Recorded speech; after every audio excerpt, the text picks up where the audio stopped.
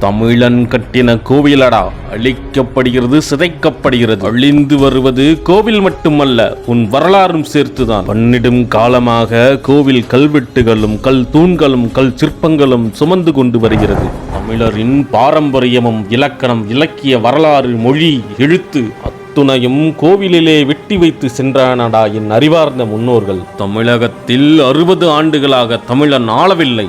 உண்மையிலே தமிழ் பற்றும் தமிழ் உணர்வும் கொண்ட ஆட்சியாளர்கள் எம் மண்ணில் கண்டு கொண்டிருந்தால் என் கோவில் எப்படி அழிந்து போகும்? தமிழகத்தில் தமிழன் தான் ஆள வேண்டும். மிக ஆழமான கொள்கைகளும் கோட்பாடுகளும் தமிழருக்காக கொண்டு வந்தாரே அண்ணன் செந்தமிழன் சீமானவருக்கே எனது வாக்கு உறுதி செய்கிறேன். வீழ்வது நாமாயினும் ஆள்வது தமிழனாக இருக்க வேண்டும். நாம் தமிழர்.